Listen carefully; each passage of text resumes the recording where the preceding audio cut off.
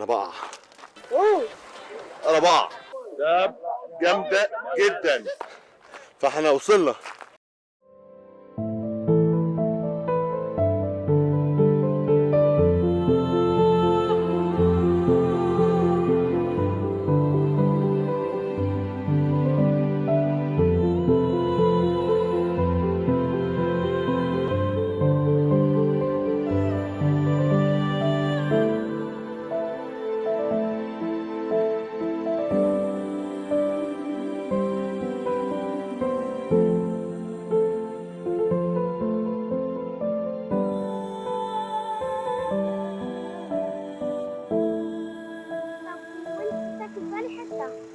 انا ساكن في وسط البلد. او جاي هنا تتفسح؟ اه. دهب جميلة؟ جدا. تحب دهب انت؟ جدا عشان فيها شهد، وشهد بنت لطيفه جدا. شهد اللي هي اللي ماسكه الكاميرا وبتصور. وانت جاي تتفسح هنا، حلوة البلد وكله؟ جدا. عجبك؟ ايوه عشان انتوا ناس طيبين جدا. شكرا. عفوا. بصوا بقى، عشان تعرفوا مين اللي كان بيصورني، فدي هتبقى مفاجأة جامدة. هي شاطرة جدا وبتصور. بصوا دي شهد من دهب، هي اللي كانت بتصورني. انا طور وبحب الطور جميل قوي، وانا جايه هنا دهب، ودهب جميله. انا عاوزه اطلع محاميه. اشمعنى؟ بحبها. ماشي. طب انت في سنة كام؟ سنه 5. سنة 5. انت كبيرة بقى، انت كبيرة جدا. ماشي. طب اشمعنى محامية؟ محاميه عشان ادافع عن الناس. يعني بصوا، لما توصل كده في مكان وتبقى مرة واحدة وانت ماشي كده، تروح لافف كده تلاقي نفسك في المية. فبصوا المنظر عامل ازاي؟ مية وصافية، في جبال هنا اهو. بصوا في جبال هنا. فلا الموضوع لطيف، الموضوع لطيف جدا. وهنا الشعب، الفكرة كمان اللي قالوا لي ان انا ممكن انزل اشوف الشعب المرجانية هنا، باعتباري مش بعرف اعوم، بس قشطة يعني الموضوع لطيف. بس اهو احنا وصلنا لدهب يا جدعان. تعالوا والله العظيم، دهب لطيفة جدا بجد، من ألطف الأماكن اللي أنا رحتها. الأماكن هادية، الناس هنا محترمة جدا وبتحترم الناس، بتحترم بعضها.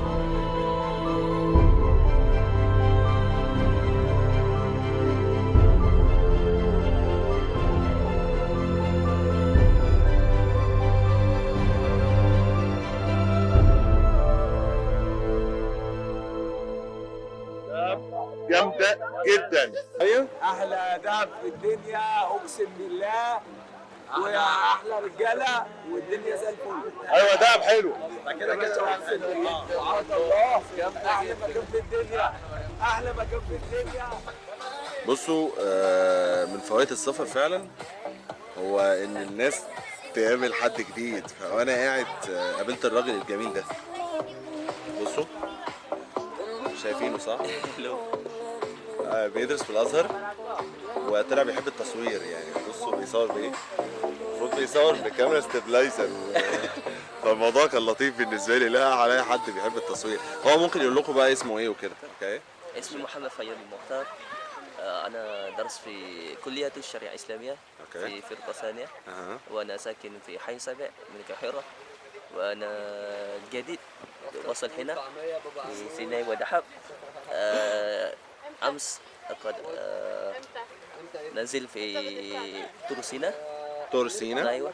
هو المفروض ان هو بيروحوا هنا عشان احنا في دهب، فاحنا قريبين جدا من الطور، فالناس بتروح كمان طور سيناء. ماشي اوكي. أنا وصلنا في منذ يومين هنا. هو وصل من يومين. انتوا فاهمين صح انا بترجم ليه؟ وعشان الراجل الجميل ده وهو بيحب التصوير يا جماعه. يعني بصوا الراجل بيصور بكاميرا ستابلايزر.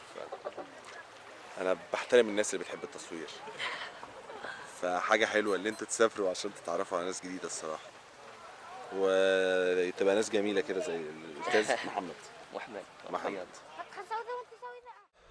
احنا دلوقتي في مرحله ان احنا ندور على اكتر مكان ممكن نجيب الفيو بتاع الثري بولز كله. وباعتباري اللي انتوا عارفيني طبعا ان انا شاطر في الهايكنج وكنت بعيط في كارين جور، بس عشان تتخيلوا بس بص الفيو عامل ازاي.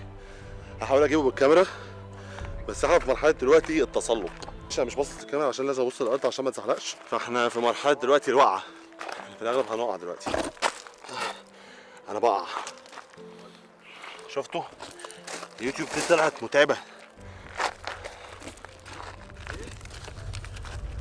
احنا فكره ان انت تمسك كاميرا بمايك وكبير. I do it. فاحنا وصلنا.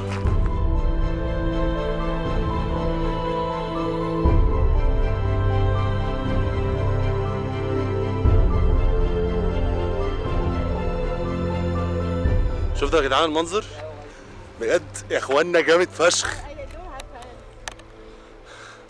دهب من احسن الاماكن اللي انا شفتها في مصر لحد دلوقتي. بصوا المنظر من ورايا. بصوا بغض النظر اللي واحد صاحبي هو عريان، بصوا قاعد ازاي طالع معانا كده، بس بصوا المنظر. بصوا الهايكنج ده المكان اللي بيعملوا فيه هايكنج. المفروض احنا ما عملناش هايكنج، احنا طلعنا بدقيقتين بالظبط، الموضوع مش كبير، بس احنا كنا بنحاول نجيب المنظر من هنا. بس المنظر من هنا روعه. بصوا شايفين يا جدعان منظر رائع. احنا بنعمل حوار جامد يا جدعان. المنظر ده 3 بولز، المفروض ان 3 بولز هنا.